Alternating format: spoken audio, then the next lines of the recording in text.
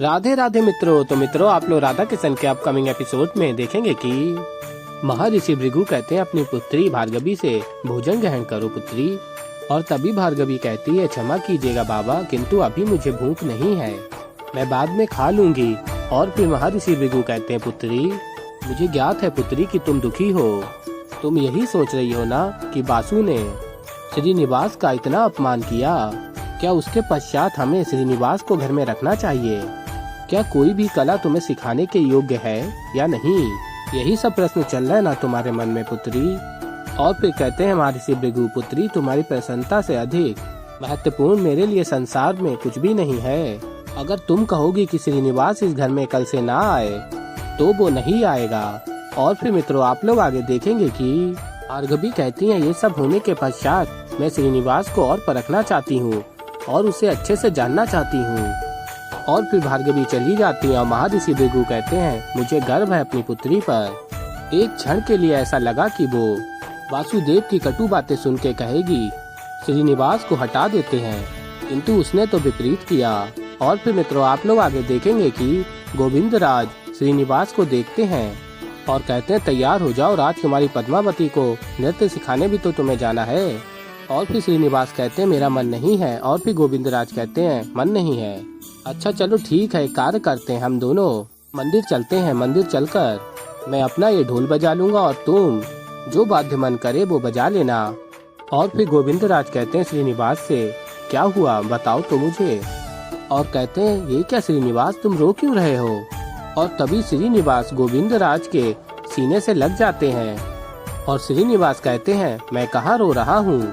और फिर गोविंदराज कहते हैं, देखो श्रीनिवास, तुम जिस भी कारण से दुखी हो वो शीघ्र ही ठीक हो जाएगा। तुम मुझे अपना बड़ा भाई मानते हो तो मेरा विश्वास करो, हम दोनों मिलकर सब कुछ ठीक कर देंगे। अब मुझे बताओ तो सही हुआ क्या है? और फिर श्रीनिवास कहते हैं, मैं आपको कुछ बताना तो चाहता था, मैंने सोचा कि जब सब कुछ ठीक हो जाएगा तो मैं आपको बता दूंगा पर। और गोविंदराज कहते हैं, देखो श्रीनिवास, तुम निडर होकर मुझे बताओ, जो भी बात है मैं सहायता करूंगा ना तुम्हारी, उसमें जो भी समस्या होगी उसे हल करने में मैं हूँ ना तुम्हारे साथ। और फिर आगे आप लोग देखेंगे श्रीनिवास कहते हैं गोविंदराज से, मुझे प्रेम हुआ है। और ये सुन के गोविंदराज अत्यंत ही प्रसन्न हो जाते हैं और कहते हैं, अरे प्रेम होने पर आंसू कौन बहाता है भाई? अरे ये तो प्रसन्नता की बात है, रोने की बात थोड़ी ना है। ये किससे हुआ है प्रेम और ऐसा क्या हुआ?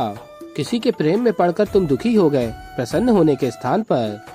और फिर आगे आप लोग देखेंगे श्रीनिवास कहते हैं गोविंदराज से, जब सब ठीक होने वाला था तो मैं आपको बताने वाला था, पर सब ठीक नहीं है। मैं अब भी आपको ये बता रहा हूँ क्योंकि मैं आपको अंधकार में नहीं रखना चाहता।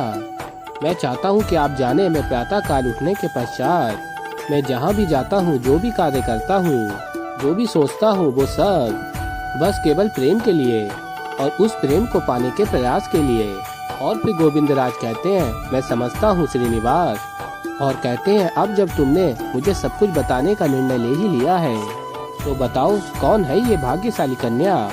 और फिर तभी श्रीनिवास स्मरण करते हैं, भाग्यशाली तो मैं हूँ, मुझे उससे प्रेम हुआ किंतु वो मुझसे प्रेम नहीं करती। अब मैं आपको क्या ही बताऊं गोविंदराज।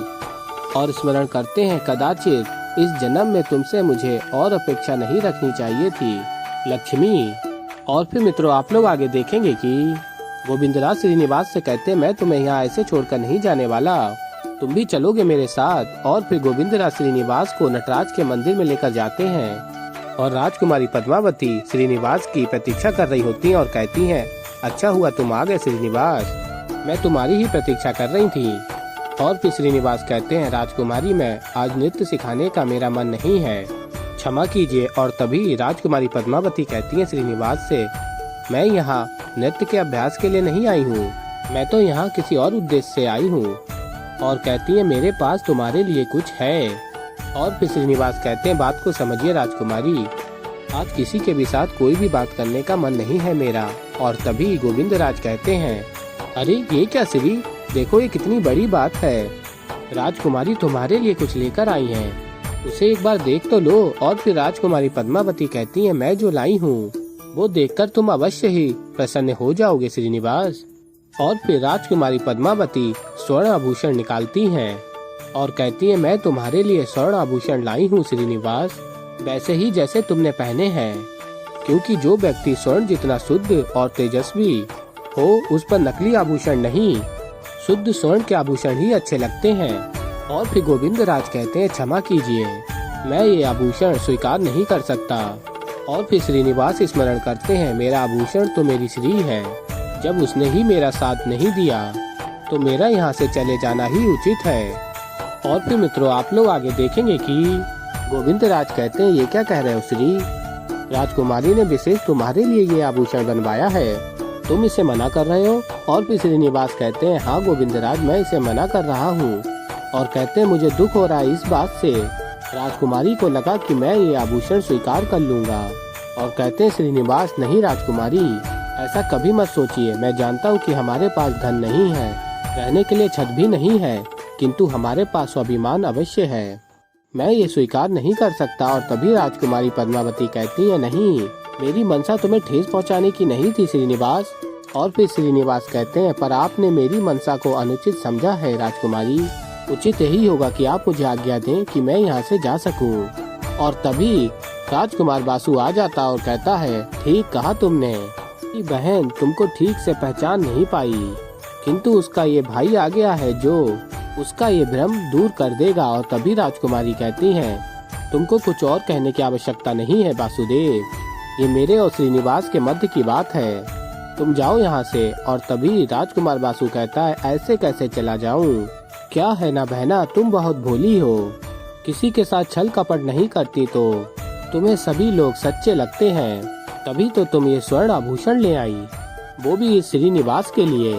किंतु कहते हैं ना स्वर्ण की असली परख सुनार को ही होती है, जो तुम नहीं देख पाई वो मैंने देख लिया, श्रीनिवास का सच। इसने तुम्हें आधा सच बताया है कि वो बहुत बड़ा नर्तक है, किंतु समय आ गया है श्रीनिवास का एक और सच तुम जान लो। और तभी राजकुमारी कहती है कौन सा सच।